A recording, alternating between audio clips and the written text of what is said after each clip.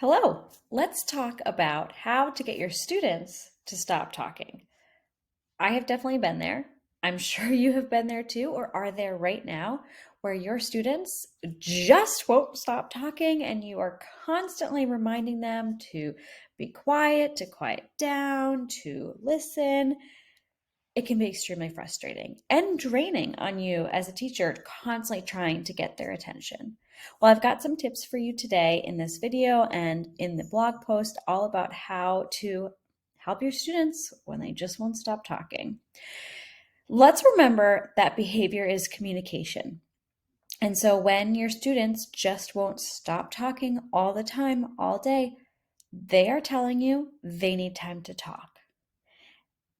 And that sounds like, well, they can't talk all day. So what am I supposed to do?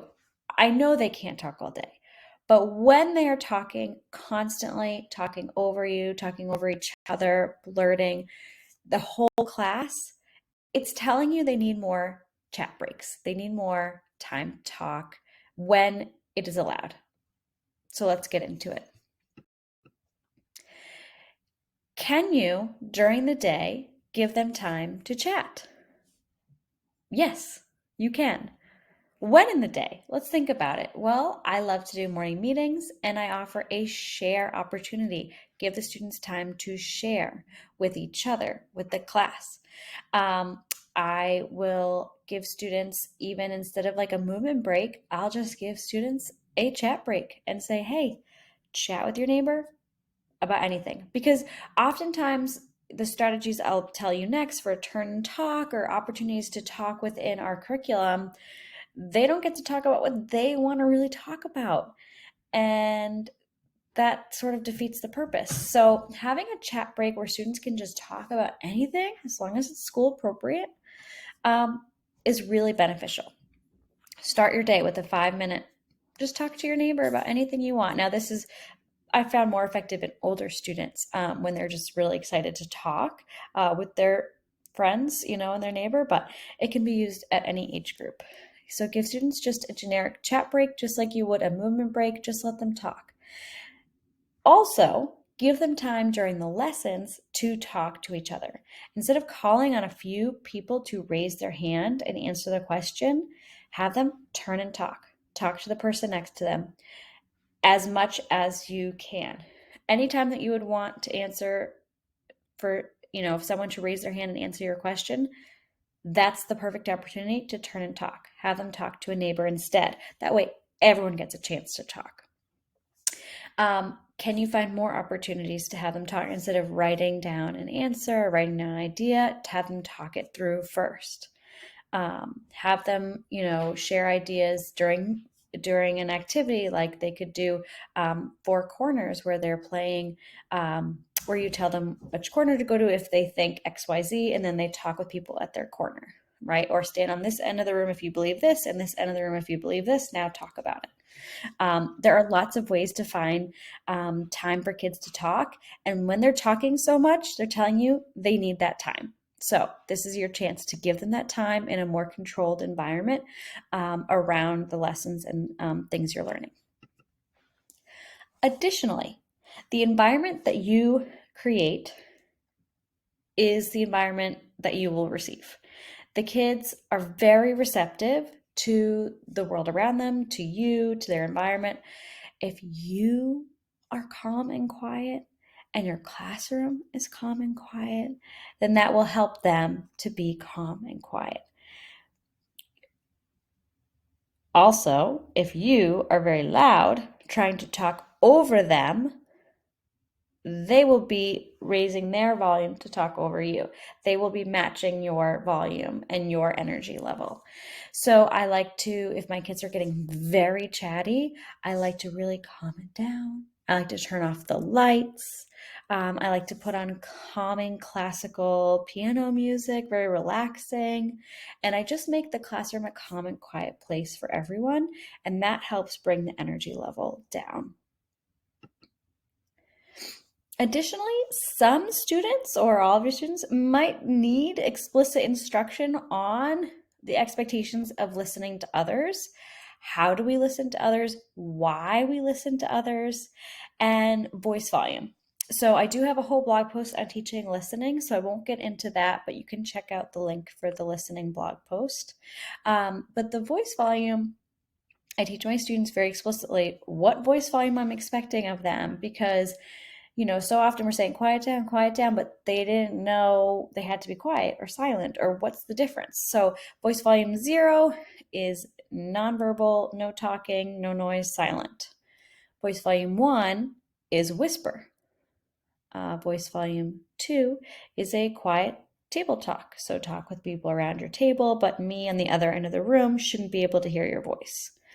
Voice volume 3 is what we would use on the rug when we're sharing ideas, loud and proud, I call it. Voice volume 4 is outside, emergency, shouting, stuff like that. And so we would never have a voice volume 4 in the classroom. And so we talk about what those different voice volumes mean.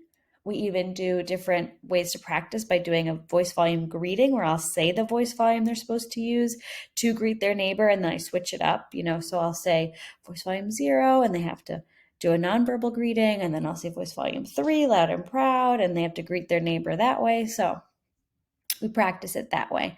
But that way, when they go off to do their work, I can say, okay, voice volume 2, voice volume 0. And I would also think about, are there times when they're doing work and they can be talking with their neighbor? Are they doing, a worksheet for science and it doesn't, involve that much critical thinking? And I don't know, I think reading and writing are the times of day when it needs to really be quiet. Not silent, because my kids are reading, they're whispering to themselves while they read, or they're whispering to their partner, but it should be quiet. But that's really it. Other times of the day, I let them talk at their tables as long as it's a quiet talk. I think sometimes teachers tend to be more strict and rigid about silent during work times, silent, all day. And that's just really hard on the kids, and it's not really developmentally appropriate. They learn through talking and they gain so much from talking with their peers. So if you can be more flexible and ease up on your restrictions, it will help the classroom environment as a whole, and it will help the kids be less chatty at other times when you want them to be quiet and listening. Okay, but what if none of this works? Well, you can do logical consequences for too much talking. If someone is what I call blurting on the rug, calling out on the rug too much, I just say, oh, control spot. You're not ready to be a listener right now. Come back when you're ready to listen. And it's not punitive. It's, I'm not putting judgment on it. I'm not sounding frustrated. It's just come back when you're ready. You're not ready to be here. And that's a little break away from the group. I have a whole blog post on setting up your own control spot as well. I did have a class that needed even more. They needed more. They needed a little bit of incentive for staying quiet.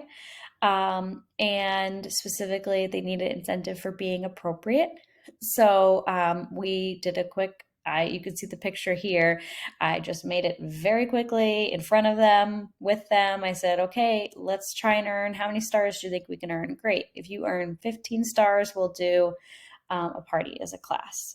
And so just what that did was showed the kids a visual of exactly what I'm expecting from them and how to earn a motivating reward, to get them to remember that we really do need to be quiet, staying in our seats, and use appropriate language at lunch. So you can use those strategies if you need a little bit extra, but I would definitely start with the other strategies first and see how that goes for your class, because you might not need these bigger consequences or motivators. So those are my tips on how to help your students when they just won't stop talking. And comment below if you have more questions, need more strategies and tips. If you have other problems that your class is working on, I would love to help. And I will see you in the next video.